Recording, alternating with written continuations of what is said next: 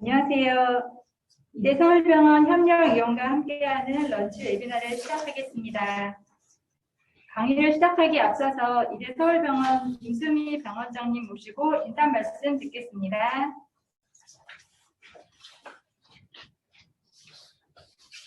안녕하십니까. 이대 서울병원 런치 웨비나에 참석해주신 협력병원 원장님들 감사합니다. 대면으로 식사도 하고 그러면서 인사드릴 수 있는 날을 기다렸는데 이렇게 온라인으로 밖에 인사드리지 못해 아쉽습니다. 2020년 2월부터 이대 서울병원 병원장을 맡고 있는 임수미입니다. 이대 서울병원은 진료 협력 관계를 맺고 있는 병원장님들과 여러 방면으로 소통하고 서로 도움 주는 관계로 발전하고자 개원 시부터 많은 노력을 하고 있습니다. 물론 부족한 점들이 많이 있겠지만 앞으로 여러 새로운 노력을 하려고 합니다. 그 일환으로 오늘 처음으로 런치 웨비나를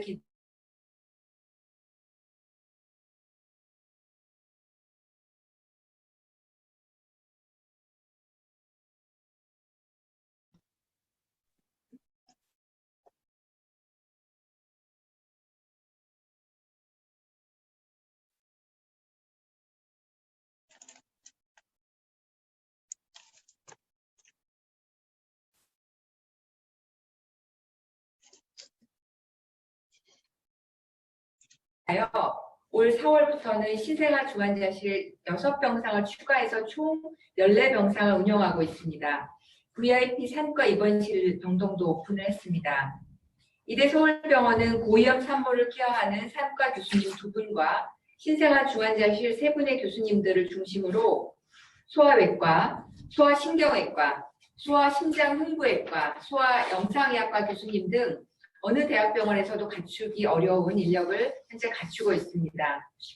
이대 서울병원은 슬기로운 의사생활에서 관심을 받았던 훌륭한 건물에서 국내 최초로 기준병실 3인실, 전체 중환자실 1인실의 병실 체계로 시작하여 작년 1월에는 지역 응급의료센터로 지정받고 평가 점수 100점을 맞아 좋은 등급의 점수를 획득했습니다. 현재 강서구뿐 아니라 인근, 경기도, 인천 지역까지 적정 진료를 제공하고 있는 병원이 되었고 코로나 사태 후에는 드라이브스루 선별 진료를 운영하여 안전한 병원이 되도록 노력을 다하고 있습니다. 앞으로도 이대 서울병원에 많은 관심 주시고 런치 웨비나뿐 아니라 원장님들과 함께 할 수 있는 기회를 또 만들어 보겠습니다. 다시 한번 참석해 주셔서 감사드립니다. 네, 원장님 감사합니다. 강의를 시작하겠습니다. 첫 번째 강의는 이대 서울병원 소아청소년과 주정현 교수님께서 소아청소년에서의 만성 복통에 대하여 발표해 주시겠습니다. 주정현 교수님은 소아계 질환과 영양장애, 소아내시경을 전문으로 하고 계십니다. 네, 안녕하십니까. 소개 감사드립니다. 비록 온라인상이지만 만나 뵙게 되어 반갑습니다. 저는 이대 서울병원 소아청소년과 소아기 영양분과 주정현입니다. 오늘 주제는 많이 알고 계시겠지만 소아청소년에서의 복통에 대해 간단히 정리하고 말씀드리고자 합니다. 소아청소년에서의 복통은 먼저 복통의 지속 기간에 따라 급성 복통과 만성 복통으로 나눌 수 있으며 내과적 질환인지 아니면 외과적 질환인지 감별이 중요합니다. 또한 만성 복통에서는 기질적인 질환인지 아니면 기능성 복통인지 감별하는 것이 중요합니다. 먼저 소아청소년에서의 복통의 종류와 특징에 대해 알아보겠습니다. 급성 복통은 즉각적인 진단과 치료를 필요로 하는 수일 이내에 시작된 복부의 통증을 의미합니다. 외래 방문 환자의 5에서 10%가 이에 해당하고 예를 들어 급성 위장간염, 위염, 충수염, 장주척증, 급성 췌장염 등이 있으며 복통과 비록 연관이 없어 보이는 바이러스 발열 질환이나 요로 감염, 요로 결석에서도 복통을 유발할 수 있습니다. 그 외에 변비도 많은 하나들이 변비가 있을 때에도 급성 복통을 호소합니다.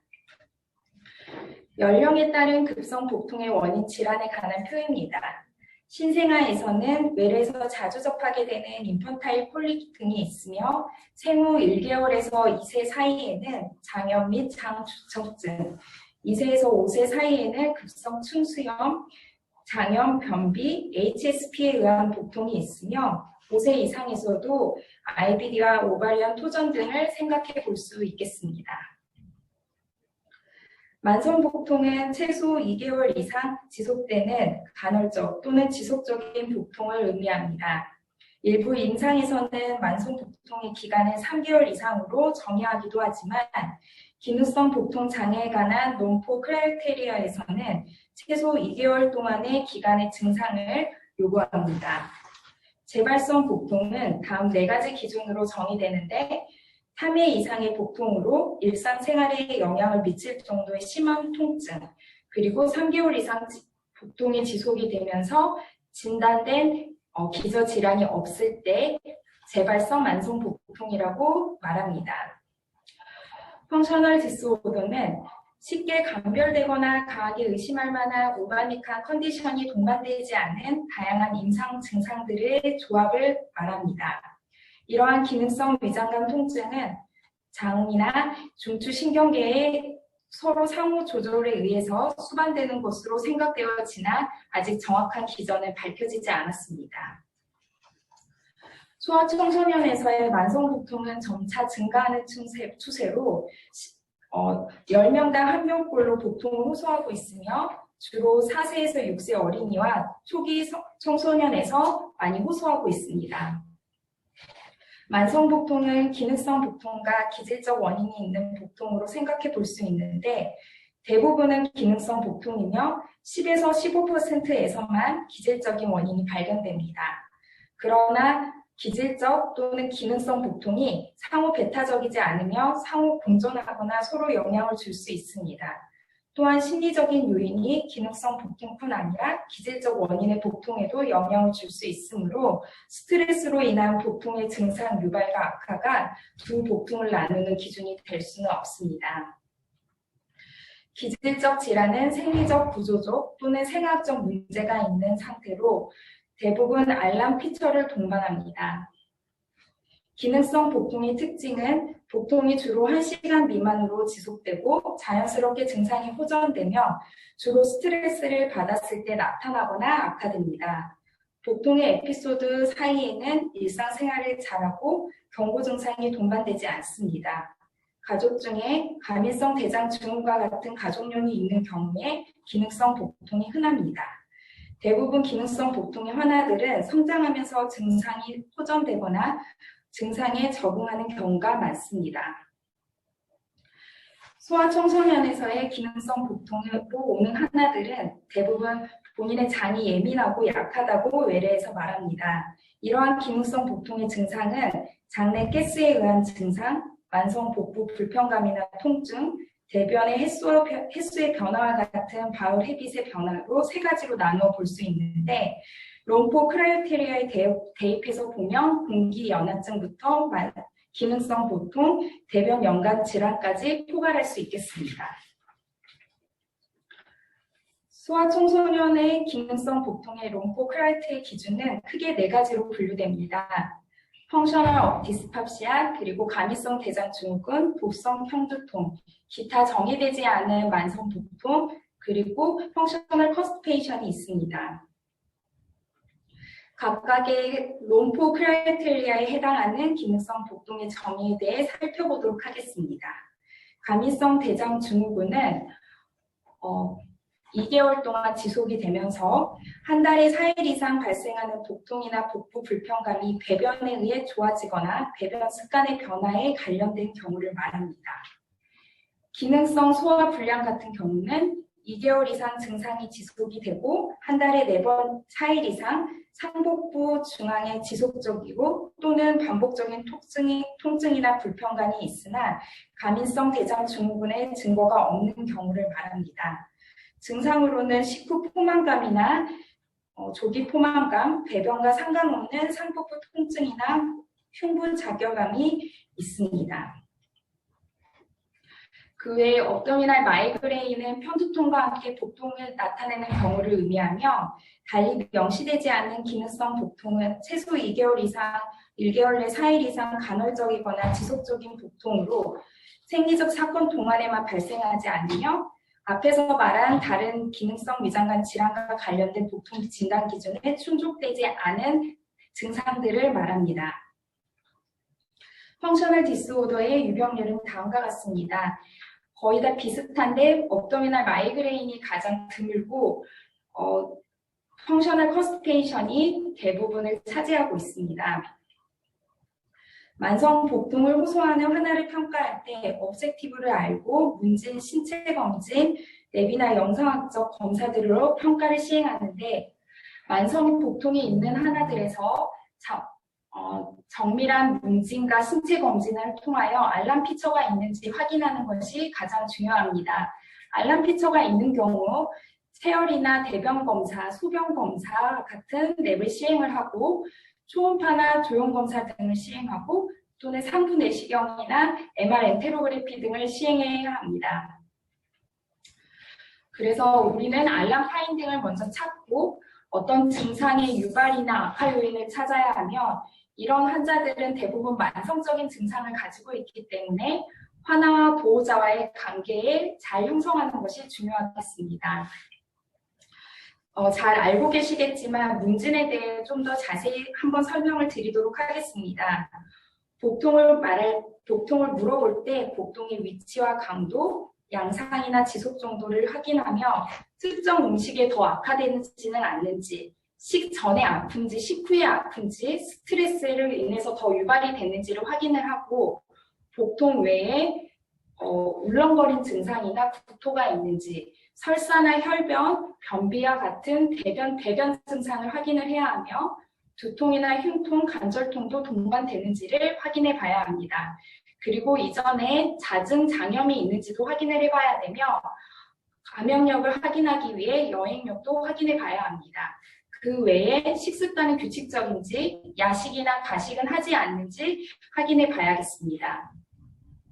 문진 시 체크해야 할 알람 파인딩으로는 의도하지 않는 체중 감소, 설명되지 않는 발열, 삼킴 곤란, 그리고 감지성의 프로젝타일한 양상의 심한 구토, 그리고 심한 설사인데 심한 설사는 하루에 한 번의 물음변이 아니라 하루에 3번 이상의 루즈하거나 워터리한 양상의 대변이 2주 정도 지속되는 심한 설사가 있는지 확인을 해야 하고 토열, 객혈, 혈변과 같은 위장관 출혈이 있는지 그리고 잠에서 깰 만큼의 심한 복통이 있는지 비뇨기계 증상, 백페인, 가족 중에 IBD에 진단된 가족이 있는지 래시나 엑제마나 같은 스킨 변화가 있는지 확인하는 것이 중요합니다.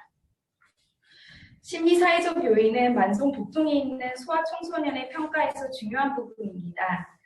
이것은 기능성 복통과 기질적 복통을 구별하는 데 도움이 되지는 않지만 원인 관계없이 복통의 인지 또는 유지에 기여할 수 있기 때문입니다.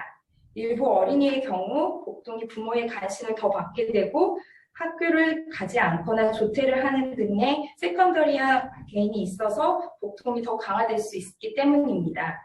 그 외에 외상성 사건에 의한 생리적 반응일 수 있으므로 외상력을 꼭 체크해 봐야 합니다. 그리고 신체 검사에서 확인해야 하는 경고 알람 파인딩으로는 신체 계측 시 저체중이 있는지, 체중 감소가 있는지, 성장 독성 그래프에서 성장 속도가 느리지는 않는지, 잦은 구강 개양이나 항문 누공과 같은 페리에날 어브노멀리티가 있는지, 사춘기 지연이 있는지, 복통이 국소화되어 있거나 아니면 치골 상단에 복통이 있는지, CV 텐더니스가 있는지, 그리고 간 비장 비대가 만져지는지, 자멸이 있는지 확인을 해야 합니다. 이것은 만성 복통 환자에서 올가닉한 컨디션을 확인할 수 있는 알람 파인딩과 파인딩에 따른 질환을 간단히 표로 나타낸 것인데요. 보통 의도하지 않게 체중이 많이 빠진 아이들에서는 크론병과 같은 IBD가 진단되는 경우가 있고, 어느 순간 갑자기 삼킨 곤란을 호소하거나 구토가 동반됐을 때 호상구성 식도염이 발견되는 경우도 있습니다. 그 외에 특정 음식을 먹고 구토를 하는 호상구성 위장관염이나 그리고 또 인트라크레니얼 리전의 병변을 확인하는 경우도 있습니다. 그리고 심한 설사가 있거나 잘 자다가 잠을 깨서 설사를 하는 경우 크론병이나 개양성 대장염을 진단되는 경우가 있고 알러지의 심한 증상으로 푸드 프로테인 인듀스드 엔테로패시 등을 의심해 봐야 합니다. 그리고 자멸이나 아니면 선홍색의 혈변 같은 경우는 IBD나 맥겔 개실 등을 확인해 봐야 되며 래시나 엑제마 같은 스킨 래시가 있는 경우 푸드 알러지도 의심해 봐야 합니다. 소아에서 IBD에 관련한 가족력이 있는 경우는 IBD의 고위험군이므로 꼭 만성 복통에서 동반되는 GI 심통이 심할 때는 IBD를 의심해 봐야 하므로 의심해 보시면 되겠습니다. 그 외에 이제 성장 곡선 그래프를 체크를 해봤을 때 체중이 잘 찌지 않거나 저체중 저신장으로 오는 아이들이 오히려 복통 외에 설사나 혈변은 없는 경우 IBD로 진단되는 경우가 종종 있습니다. 그래서 꼭 환자를 보실 때 신체 계측을 측정하여서 몇 퍼센타일에 해당하는지 확인하는 것이 필요합니다. 그리고 RLQ나 LLQ에 노컬라이즈한 페인이 있는 경우 여아인 경우에는 부인과적인 질환을 감별하셔야 합니다. 그 외에 복통이 있는데 항문에 피스출라가 굉장히 리커런트하게 생기면서 앱세스가 있는 경우도 내시경과 MRA가 필요한 IBD를 시사할 수 있습니다. 추가적인 평가 같은 경우는 알람 사인이 없는 경우는 필요하지 않습니다. 알람 사인이 없을 때 추가적인 검사를 할 때 하나 보호자에게 더 불안을 야기할 수 있고 불필요한 검사를 더 시행해야 하는 경우가 생기기 때문입니다. 그래서 우리는 펑셔널 업도미널 페인을 어떻게 진단하냐면 알람 사인이 없고 피지컬 이그잼에서 특이 소변이 없고 그리고 자멸이 없는 것을 확인되었을 때는 환자와 보호자에게 펑셔널 업도미널 페인이라고 확실하게 말씀할 수 있겠습니다. 알람 사인이 있을 때 저희가 주로 시행하는 검사는 체열 검사로는 CBC나 ESR, CRP, 간기능 검사 등이 있고 소변 검사 등이 있겠습니다. 그 외에 대변 검사로 자멸 검사를 꼭 시행해야 하고 이뮤노글로빈의 A가 같은 세롤로직 테스팅도 시행해야 합니다. 그 외에 추가적인 질환을 의심을 해볼 수 있는 경우 제가 좀 전에 말씀드린 검사 외에 이러한 같은 검사를 시행해 볼 수 있는데 만성 변비인 경우 하이포사이로이디즘을 의심해 볼 수 있기 때문에 TFT를 시행하셔야 하고 복통이 있는 환자에서 구토나 설사가 있는데 하나가 알러지 라이나이티스나 아토피 더마타이티스가 심한 아이들은 음식에 의한 위장관의 알러지가 의심할 수도 있습니다. 그래서 그와 같은 경우는 푸드 마스트나 스킨 프리 테스트, IgE나 ECP 등의 검사를 시행해 봐야 합니다. 그리고 명치 부위의 심한 통증이나 백페인으로 이어지는 경우 판크레타이티스를 의심하면서 아밀라제와 라이파제를 꼭 체열 검사로 시행을 하셔야 하며 상부부에 복통이 있으면서 리크레토리안 IDA가 있는 경우 헬리코박터 인펙션이나 또는 호상구성 위장관염 등을 의심해 봐야 합니다.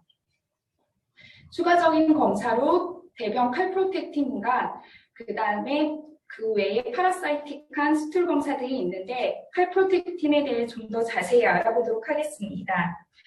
대변 검사의 칼프로텍틴은 칼슘 및 아연 결합의 단백질로 세포가 파괴되거나 활성화되면 세포에로 분비되어 염증의 정도를 잘 비례하는 민감한 표지자입니다. 그래서 저희가 주로 위장관 내의 염증 표지자로 칼프로텍틴을 사용하게 되는데 정상 레벨은 소아에서 5에서 17세는 50 마이크로그램입니다. 5세 미만인 경우는 임상 등을 고려해야 하기 때문에 아직 정확한 레퍼런스가 있지 않은 상태입니다.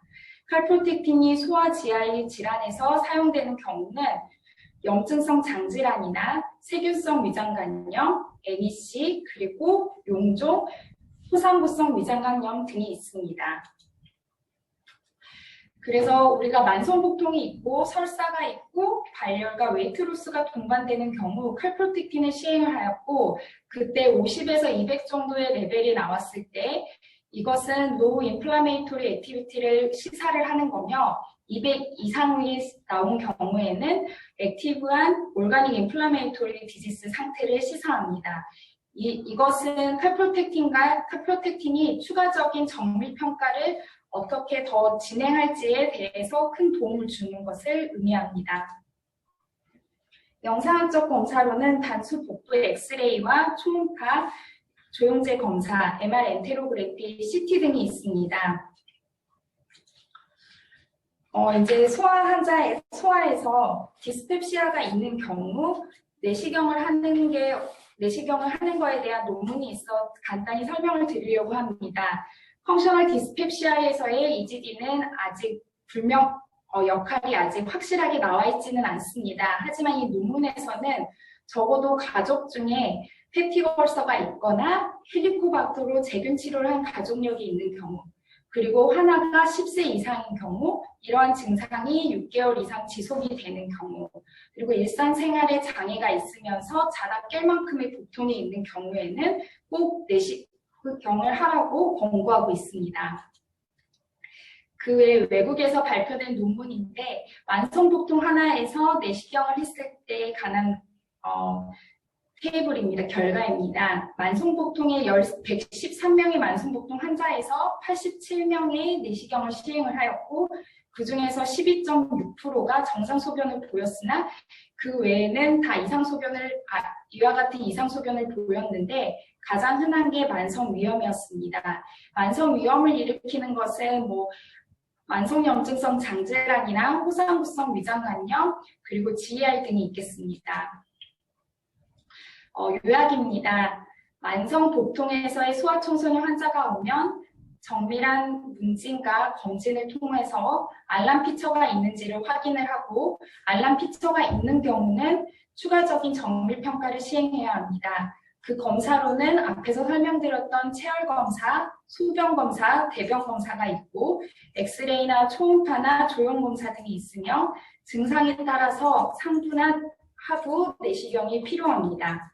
알람 피처가 없는 경우는 기능성 복통으로 생각을 할 수가 있는데 아래와 같이 좀 전에 말씀드렸던 정의에 따라서 펑셔널 디스페시아나 가미성 대장 증후군, 그리고 변비, 그리고 복성 편두통, 기타 정의되지 않은 만성 복통을 생각해 볼 수 있겠습니다.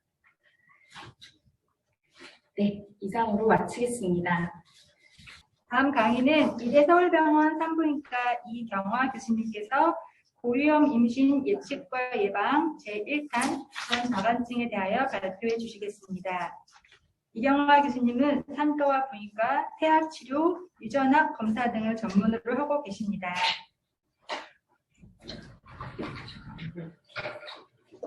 가도 되죠? 이렇게 하죠.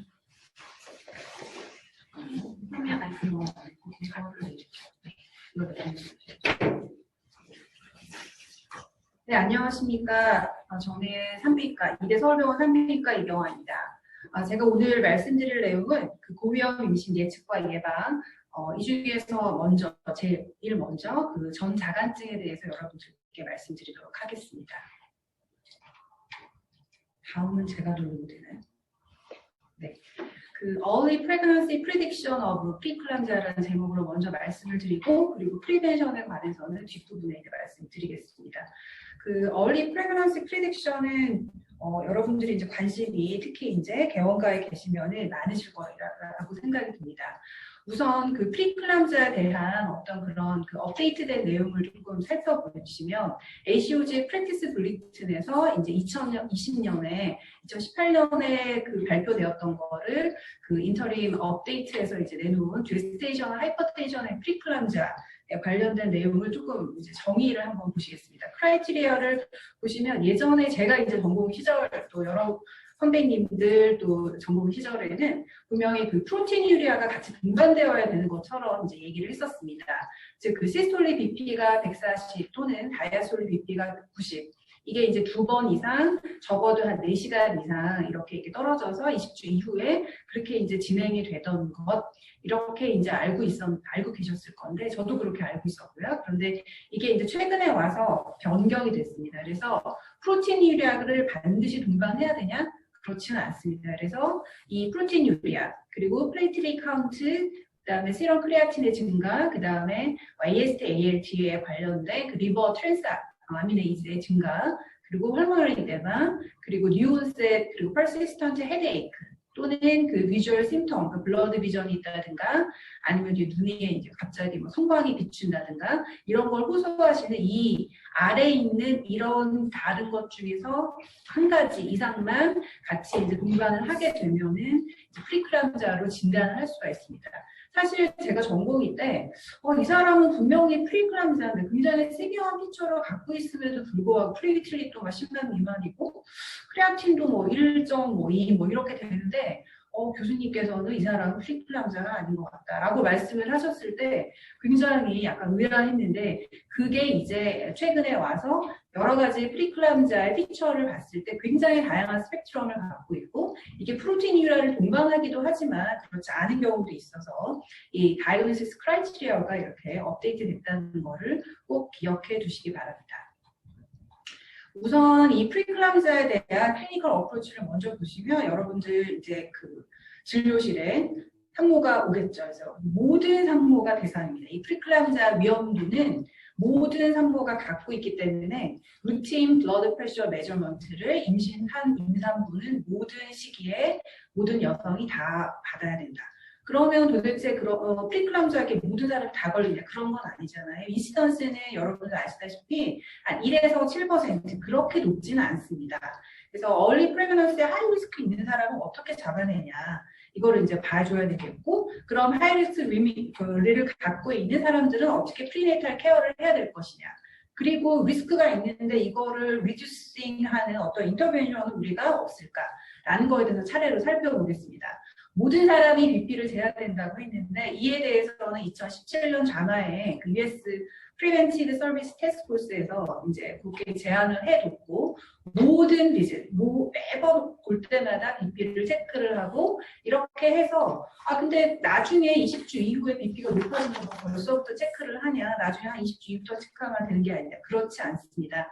왜냐하면 이런 베이스라인 BP를 갖고 그 블러드 프레셔의 기록이 있어야 나중에 이 사람이 원래 노머텐시브 정상 BP였다는 걸 알 수 있기 때문에 이게 굉장히 얼리 메저먼트가 굉장히 중요하다라고 알고 계시면 되고 특히 또 이제 140, 90 이런 식으로 이렇게 아까 크라이테리아를 말씀을 드렸는데 이게 완전히 높아지지 않고 그냥 델타 하이퍼텐션이라는 것도 있거든요. 그러니까 원래 한 90에 50이던 사람이 나중에 130에 90 이런 식으로 상승하는 경우에는 그런 프리클람자의 어떤 그런 크라이테리아에 줄 수 있는가라는 의문을 가졌을 때 델타 하이퍼텐션이라는 개념도 있기 때문에 얼리 메저먼트는 굉장히 중요하다고 할 수 있습니다.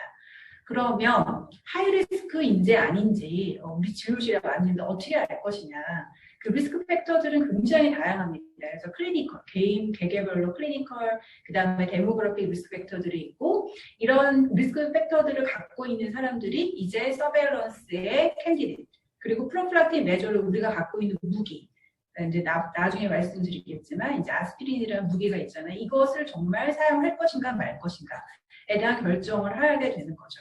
이게 이거를 이제 여기 보시면 그 나이스라고 해서 그러니까 영국 그룹이죠. 영국 그 나이스 가이드라인과 그 다음에 아까 말씀드렸던 그 US 태스크포스 팀에서 이제 두 개 다 이제 제안을 해놨는데 거의 비슷합니다. 그래서 정리를 해보면 이거는 이제 미국 그룹에서 이제 리스크 팩터를 구분을 한 건데 리스크 레벨을 하이, 모더레이트, 그 다음에 로우 이렇게 세 가지 레벨로 나눴고 첫 번째 하이는 이거는 거의 이제 레코멘데이션을 그러니까 로우 도스 아스피린을 이게 한 개만 있어도 로우 도스 아스피린을 스타트해라. 이게 뭐가 있냐 보면 이전에 그 애드버스 아웃컴을 갖고 있었던 프리클람자의 히스토리가 있는 경우 이전에 프라이어 프리클람자 히스토리가 있는 경우 그다음 멀티피탈 제스테이션, 그다음 크로닉 하이퍼텐션, 타입 1, 2 DM, 레날 디지즈, 그다음 오토이민 디지즈 중에 SL이라든가 안티포스포리티드 신드롬 갖고 있는 이런 리스크 팩터들이 있으면 아스피린을 사용해라라고 되어 있고, 이제 이런 거 있으면 너무 확실한데 무도인 경우는 어떻게 하냐? 널리페러티, 첫 임신이다. 그 다음에 근데 봤더니 오비스하다. 그리고 패밀리 히스토리상 그 프리클람자가 있다. 엄마나 시스터나 이런 사람들이 있다. 그 다음에 나이가 조금 봤더니 35세 이상이더라. 아니면 미국 같은 경우에는 아프리칸 어메리칸 레이스가 있잖아요. 아니면 로우 소시오 이코노믹 스테이터스가 있다든가 뭐 이런 여러 가지 이런 리스크 팩터들이 있고, 퍼스널하게는 10년 만에 임신했어요. 뭐 이런 사람들이 있잖아요. 근데 그런 프레그넌시 인터벌이 있는 경우에도 해당이 됩니다. 그래서 여기 그 미국 그룹에서 얘기하기로는 이거에서 적어도 뭐 한 몇 개, 페브러리니까 한 20개를 얘기하는 거, 3개 정도 이상 뭐 이렇게 있는 경우에는 로도스 아스피린을 좀 쓰도록 고려를 해라. 그 대신 이제 로우 리스크 레벨을 보시면 언컴플리케이티드 풀텀 딜리버리 한 경우에는 아스피린이 그렇게 효과, 베네핏하지 않다라고 이제 제시가 되어 있습니다. 나이스 가이드라인은 거의 비슷한데 앞서 하이 리스크에 포함이 되었던 멀티피탈 제스테이션이 이 나이스 가이드라인에서 모더 리스크로 살짝 감등됩니다. 그리고 나이가 35세라 그랬는데 여러분들 진료실에서 요즘 산모들 오시면 35세 훌쩍 넘어가시는 분들 많잖아요. 근데 나이스 가이드라인에서는 40세 이상을 얘기를 하고 있고, 마찬가지로 그 BMI도 우리나라는 약간 기준이 다릅니다. 우리나라 같은 경우 유비스가 25 이렇게 되어 있는데 영국 그룹에서는 35를 얘기를 하고 있고 미국에서는 30을 얘기하고 있고, 그러니까 가장 큰 차이점이라고 하는 멀티피탈 프레그넌스가 이렇게 약간 차이가 있다는 거, 나이가 약간 차이가 있다. 그 외에는 다 똑같습니다.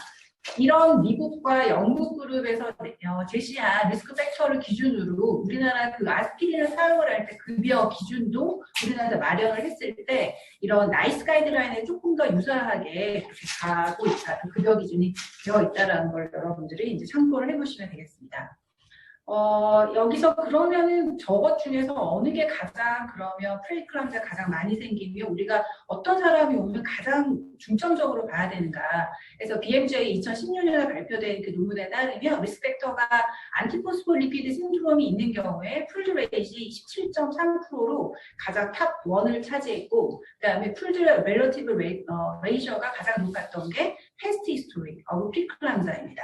그러니까 너무나 당연한 결과이겠지만 이렇게 이런 식으로 결과가 나왔었고, 그러면 이거에 따라서 그냥 뭐 아스피린 쓰고 뭐 이렇게 리스크 어세스먼트 하면 되겠는데 별거 아니네 했는데, 리스크 팩터를 히스토리컬하게 이런 식으로만 했을 땐 그럼 과연 우리가 프리클람자를 얼마나 진단을 하고 얼마나 예방을 할 수 있을까를 봤더니 한 30%밖에 안 된다는 거예요. 그 나머지 70%에 대해서는 우리가 해주지 말고 손 놓고 있을 것이냐, 이에 대한 어떤 그런 뭐 계속되는 연구로 레버러토리, 그 다음에 뭐 울트라사운드 등을 이용한 이미징 테스트가 끊임없이 시도가 되어 왔습니다. 하지만 2020년에 작년에 그 발표된 그 ACOG의 어떤 그런 그 결론으로는 아직까지는 포지티브 프리딕티브 밸류가 그렇게 높지 않고 베네피셜하지 않기 때문에 이거를 꼭 사용을 해서 리스크 어세스먼트를 해야 되냐 하면 그거에 대해서는 아직까지는 퀘스천하다. 그러니까 아직까지 컨트로버셜하다라고 이제 결론이 되어졌습니다. 그래서 여러분은 제가 아까 말씀드렸던 그 표에 있는 리스크 팩터를 중심으로 해서 리스크 어세스먼트를 해주시면 될 것 같습니다. 이렇게 하이 리스크다 내지는 모델 리스크가 여러 개가 있다라고 이제 결론이 되면 우리가 원래 하는 산전 진찰에 더해서 제스테이션과 에이지를 정확하게 이제 다 산정을 하고 BP를 베이스라인 BP를 측정을 하면 여기서 더해서 원래 1번, 2번은 하고 계시던 거잖아요. 3번 중요한 거 베이스라인 레버러토리 밸류, 이거는 원래 CBC 하시죠. 처음에 오면 필랩을 합니다. 그리고 크레아틴, 비유의 크레아틴, 뭐 케미스트리 하니까. 그다음에 리버 케미스트리도 하죠. 그런데 여러분들이 간과하시는 게 유리 프로틴은 그냥 딥스틱 내지는 어떤 그런 루틴 UA만 하시지 사실 프로틴, 크레아틴 레이셔라는 새로운 이런 어떤 그런 아까 말씀드렸던 크라이테리아에 포함되는 건 다 하시지 않거든요. 그런데 여기도 한번 신경 쓰셔서 프로틴 크레아틴 레이셔 내지는 가능하다면 정말 리스크가 높고 내가 이 사람을 정말 잘 봐야 되겠다, 케어풀하게 봐야 되겠다라고 생각하신다면 24시간 UA도 한번 베이스라인으로 해보시는 것을 권장드립니다. 그래서 굉장히 프루던트하게 이렇게 랩을 하고 그 다음에 이제 서베일런스를 할 준비를 만반의 준비를 하고 또 하나 중요한 건 뭐냐, 에듀케이션이죠.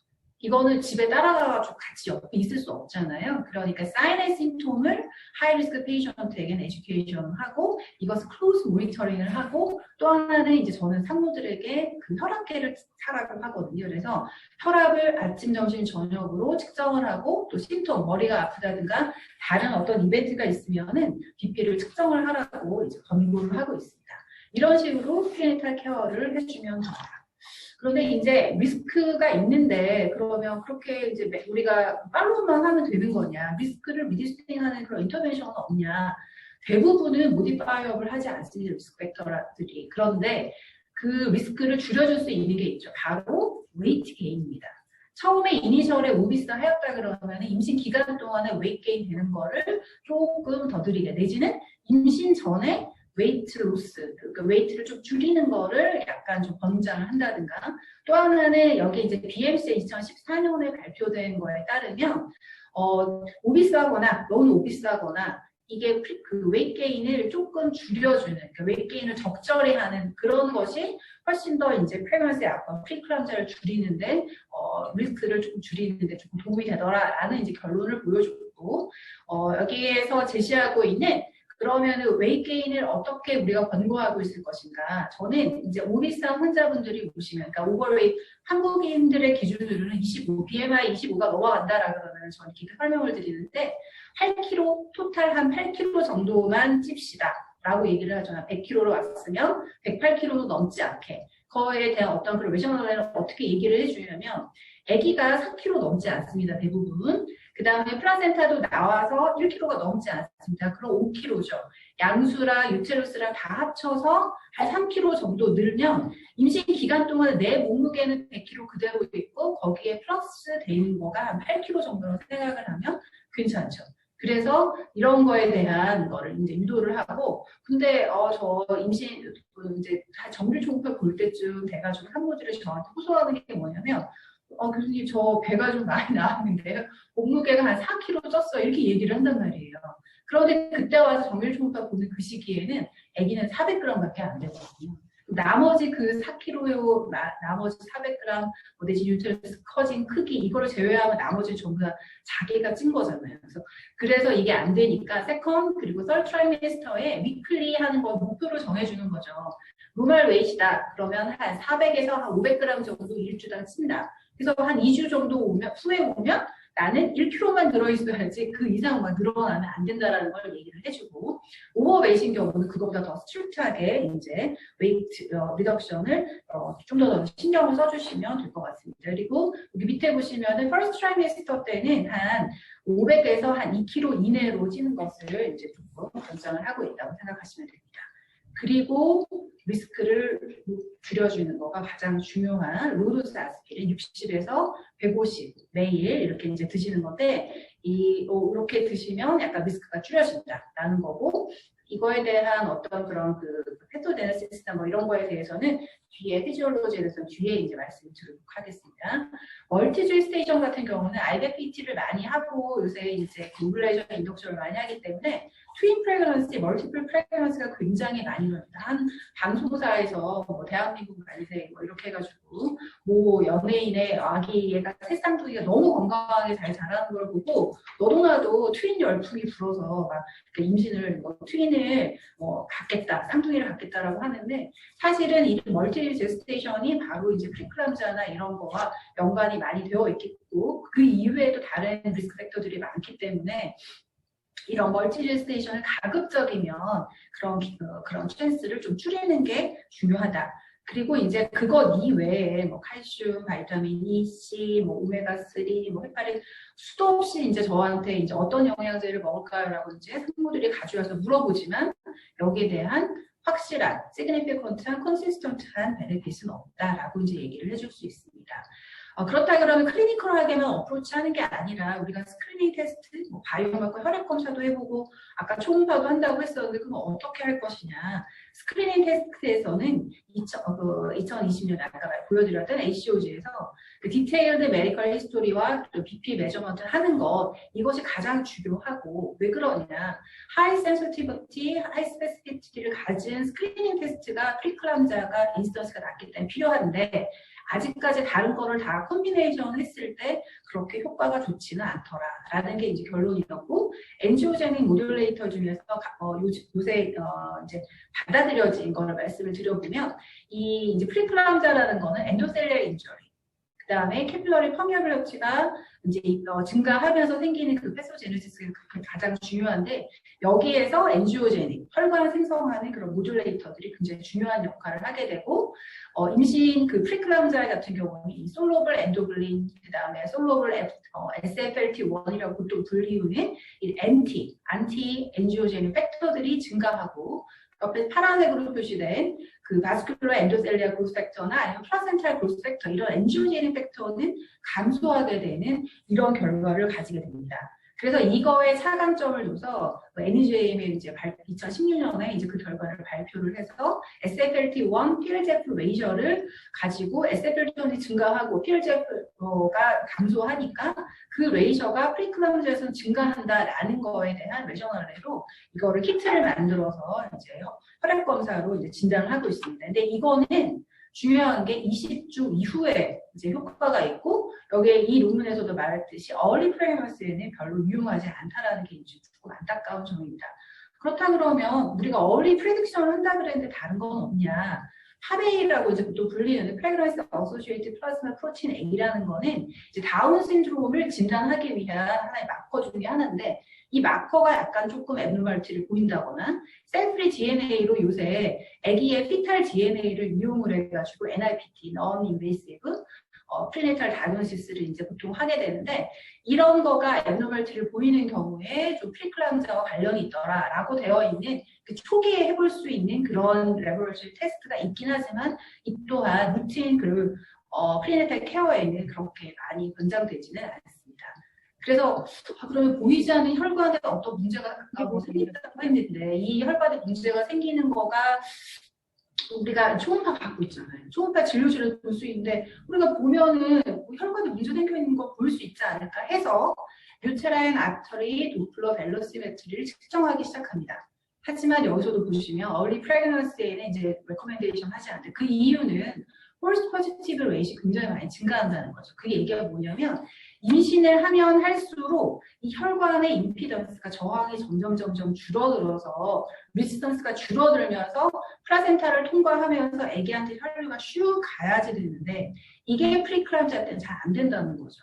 그러니까 이 원래 early pregnancy 때에 굉장히 하이 임피던스가 증가되어 있던 게 세컨드 트라이메스터, third 트라이메스터까지 계속 이어진다. 하면 이거는 프리클람자에 내지는 뭐 IUGR이나 아니면 플라센탈 인서피션시와 관련이 있다라고 얘기할 수 있지만 퍼스트 트라이메스터 딱 한 번 보고 아 이거 전쟁이처럼 이 사람은 프리클람자가 될 거야 라고 얘기할 수는 없다는 거죠. 그래서 우리가 그렇다 그러면 이제 유테라인 도플러의 어떤 벨로시메트리는 두 가지 타입으로 이제 볼 수 있대요. 여러분들이 아시는 게 노팅이라는 것과 그 다음에 플로우의 어떤 그런 그 하이 리지스턴스, 퍼센트너티 아니면 SD 레이저 이런 걸로 볼 수 있습니다. 그래서 왼쪽 편에 보시는 거는 이제 노팅. 그리고 퍼스트 트라이메스터 여러분들이 유테라인 도플러를 확인하시면 이런 그 웨이브 폼을 그리게 되고. 오른편에 있는 거는 이제 세컨드 트라이메스터나 서드 트라이메스터의 임피던스가 낮아지니까 다이아스톨릭 플로우가 훌쩍 올라가는 거죠. 이렇게 올라가서 이제 보여지는 그런 결과를 보입니다. 그런데 세컨드, 서드에도 왼편과 같이 보인다. 그럼 이제 플라센탈 인서피션시를 의심을 해보고 이 사람이 프리클람자로 넘어갈 수도 있겠구나 내지는 프리클람자 환자에서 이런 결과를 보일 수도 있다는 거죠. 그러면 이거 말고 딱 눈만 보고 내지는 이 사람 얼굴만 보고 관상만 보고 딱 알아채면 너무 좋잖아요. 그래서 이거 이외에 다른 혈관, 보이는 혈관의 어떤 그런 거를 뭔가를 좀 공부를 해보겠다 해가지고 옵살믹 아처리 도플러를 해보지만 이 또한 그렇게 효과적이지는 않았습니다. 그래서 그럼 아까 히스토리와 뭐 리스펙터들과 그 다음에 뭐 여러 가지 검사들을 했는데 우리가 전부 다 확인은 했어. 재료들은 많아. 그럼 이걸 가지고 어떤 모델링을 해볼 수는 없을까? 리스크 프리딕션 모델을 만들게 됩니다. 그래서 피탈 메디슨 그 그룹에서 이런 그 리스크 팩터를 쭉 다 이제 표로 만들어서 리스크 어세스먼트를 하게 되는데 각 시기별로 이제 우리가 원하는 early 그 프레그넌스 11주에서 14주 사이에 이제 프레그넌시 타입이라든가 프레그넌시 데이팅 이런 걸 넣고 또 하나는 뭐 레이저 오리진 뭐 스모킹 하는지 그다음에 프리클람자 히스토리 뭐 가족력 컨셉션 메소드 그리고 아까 말씀드렸던 메디컬 히스토리 오른편 위에 보시면은 다이아베티스 SLE 그다음에 안티포스포리티드 신드롬 이런 거 같은 리스크 팩터를 쭉 다 넣어놓고 그다음에 여기 이제 체크를 해서 calculate 리스크 하면 짜잔 하고 리스크가 계산이 되어지는 이런 그거를 이제 FMF에서 이제 발표를 하게 됩니다.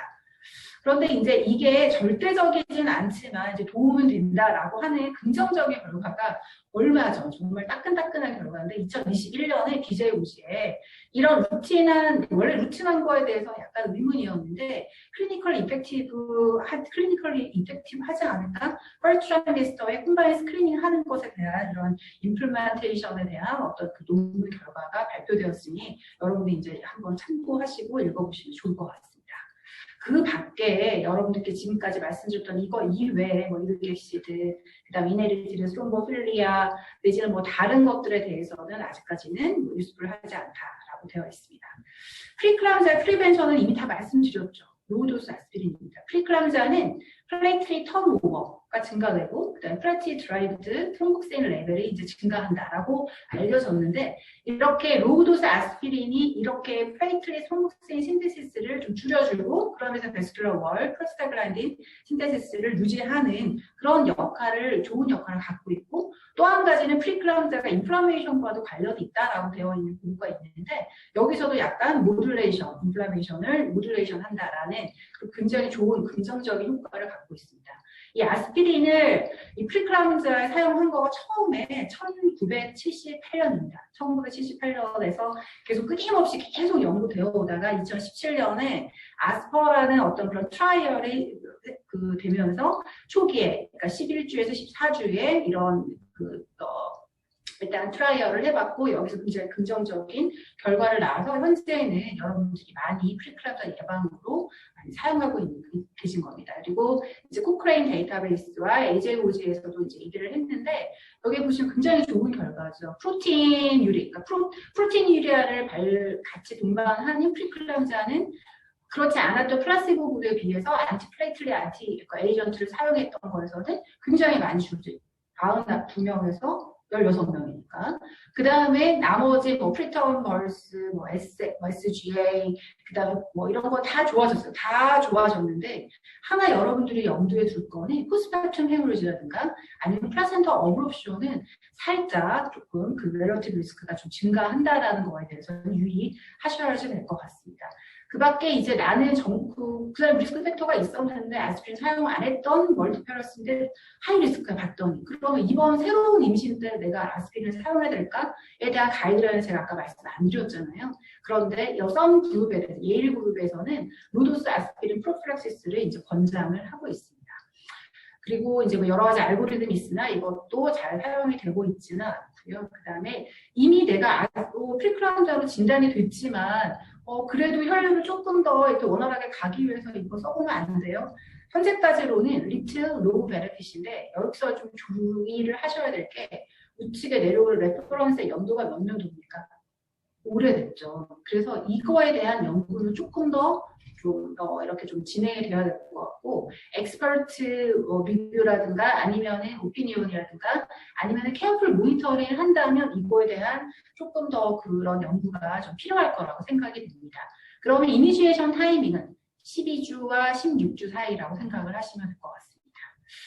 그리고 나머지 뭐 칼슘, 뭐 웨이트로스, 스타틴, 안티코아듈레이션 그 밖에 이제 앞서 말씀드렸던 피쉬오일까지 뭐 해서는 그렇게 이렇게 효과가 좋지는 않다라고 되어 있습니다. 마지막으로 이제 케이스를 보여드리면 이 사람을 딱 보면은 어떻게 여러분들이 처음에 밑에 걸 보시지 말고 위에 거만 딱 보셨을 때 37세, 널리 페러티, 모더레 리스크 팩터 2개, 그리고 밑에 또 뭐예요?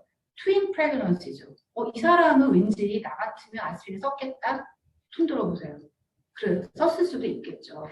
그런데 이 사람은 쓰지 않았어요. 저한테 왔죠. 트랜스퍼가 왜 왔냐? 하이 BP로 트랜스퍼가 왔고 봤더니 아기가 다이코리온이 다이암니오틱이라는 건 뭐냐면 2개의 플라센타와 2개의 양막 전부 다 따로따로 있는데 아기의 웨이트 디퍼런스가 있고 한 아기는 조금 IUGR 조금 잘 못 자라는 그런 성장 제한이 있었습니다. 처음에 180, 200, BP가 계속해서 상승을 하고 있었고, 그래서 마그네슘을 써서 조금 안정화를 시키고, 그 안티하이퍼텐시브를 썼고, 여기에 웨이트 디퍼런스는 한 20% 정도 난다라고 되어 있었는데, 처음에 이니셜에는 그 프로틴 크레아틴 레이저라고 아까 말씀드렸던 프로틴이 한 2.58, 보통 저희가 0.3 이상의 프리클람자를 진단하는데 거의 한 10배 가까이 증가됐었던 거죠. 그런데 이제 나중에 더 조금 지나고 나서는 한 9, 10 이렇게까지 굉장히 많이 증가하는 양상을 보였고 나머지는 그렇게 크게 이상이 없었습니다. 그래서 쭉 지켜봤고 혈압은 우측에 보시는 것과 같이 140에 90 이런 정도로 안정화됐었죠. 그런데 문제는 이 사람을 조금 더 지켜보고 싶었지만 플레이트리스 점점 줄어들면서 55만 6천으로 줄어들고 LDH 헤몰라이시스의 어떤 그런 에비던스가 보이고 유리게시드 소용이 없다고는 하였지만 보면 6.8에서 8.1로 증가를 했고 OTPT, AST, ALT도 이렇게 더블링하면서 많이 증가를 했습니다. 그래서 29주 6일, 28주 6일 오셨는데 1주 끌었고요. 그렇게 해서 888g과 1250g 아기를 낳았고 디스코던스는 있었습니다. 그래서 30% 정도 있었고 두 아기는 다 괜찮아서 NICU에서 그 자발호흡이 있어서 가장 벤틸레이터 모드 중에 낮은 SIMV 모드를 한 후에 한 하스피탈데이 한 21에 1kg 이상씩 둘 다 나아서 괜찮아졌던 그런 케이스였고 나머지 이제 포스트 팔로업으로 이제 봤을 때 한 13일 정도 되니까 프로틴 유리아가 점점 좋아진 이 사람은 다행인 게 그 PC 트랜스퓨전 이외에는 다른 트랜스퓨전, 헤모리지나 이런 건 없었던 그런 케이스였고 두 번째 케이스도 비슷한 시기죠. 근데 딱 1주 전이잖아요. 28주와 27주가 다르다는 걸 여러분들한테 보여드리기 위해서 조금 약간 말씀드린 건데 이분은 약간 결이 다르죠. BP가 높았다. 그런데 뭐냐? 바자이널 블리딩 위드 로 앱도미널 페인. 이거는 사실은 저희 전문의 내지는 의사복지 족보거든요. 배 아픈데 피가 나. 피가 나는데 배가 아파. 이러면 플라센타 어브롭션 이렇게 생각하시잖아요. 그리고 BP가 높아. 많이 맞는 것 같아. 프리클람자랑 플라센타 어브롭션인가? 그렇게 하고 이제 아기를 봤는데 아기는 괜찮아서 한 700 조금 작기는 했지만 한 700에서 한 800 사이 정도 됐고 양수는 괜찮았습니다.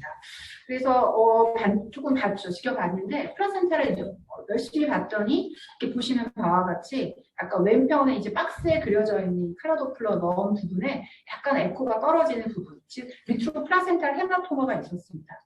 이렇게 크로닉하게 내지는 이런 그 리트로 플라센탈 헤마토마, 플라센타 어브롭션가 완전히 얼리 프리텀일 경우에는 조금 크로스 옵저베이션을 하기도 하거든요. 그래서 잘 그 프루던탈 어프로치를 하기 위해서 umbilical artery 도플러를 보면서 아기의 상황을 잘 지켜보다가 맨 왼쪽은 이니셜이고 이제 아기 낳기 직전에는 이렇게 에스트레이션이나 PI나 RI까지 많이 증가한 그 웨이브폼을 보이게 되는데 아기가 상황이 별로 좋지 않게 되었고 엄마의 상황도 4.51의 PCR에서 9.71로 많이 증가를 하였고 OTPT도 더블링, 유리게시드도 올라가고 이래서 이제 이분도 한 1주 정도 끌었습니다. 그래서 28주에 27주 이틀에서 28주 하루에 A가 700g으로 나왔고 플라센타 어브롭션 그리고 아기의 합비 패턴이 조금 완전히 퍼시스턴트하게 피탈 타키카디아가 와서 분만을 했었는데 다행히 이 아기도 마찬가지로 괜찮아서 나중에 이제 피딩도 잘하고 이제 퇴원을 했던 케이스입니다. 이렇게 보시면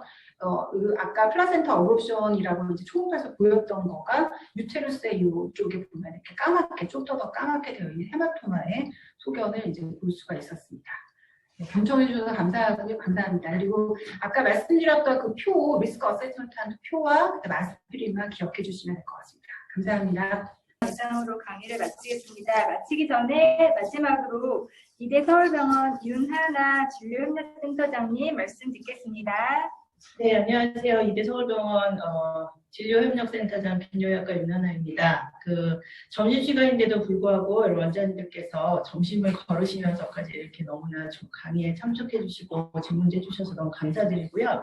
저희가 이제 이런 런치 웨비나를 처음 시작했는데 조금씩 틀을 더 다듬어서 이제 다음 달에도 또 할 예정입니다. 다음 달에도 일단 원장님들께서 많은 참여 부탁드리고 또 앞으로 저희가 좀 더 많은 좋은 내용으로 원장님들께 도움이 될 수 있도록 실제 1차 진료에서 많이 도움이 될 수 있는 강의들을 여러 교수님들께 의뢰해서 이제 계속 제공해 드리고자 합니다. 그리고 오늘 강의는 저희가 그 교수님들께 좀 허락을 받고 원하시는 원장님들께는 지금 그 파일 자체로 보내드릴 수는 없지만 PDF로라도 좀 더 참고가 될 수 있는 자료들을 보내드릴 수 있도록 노력해 보겠습니다. 네, 감사합니다. 올해도 열심히 좋은 진료 부탁드리겠습니다. 감사합니다. 이상으로 이대서울병원 런치 웨비나를 마치겠습니다. 어려운 시간 내어 참석해 주셔서 감사합니다. 여기 파일을 PDF로 감사합니다.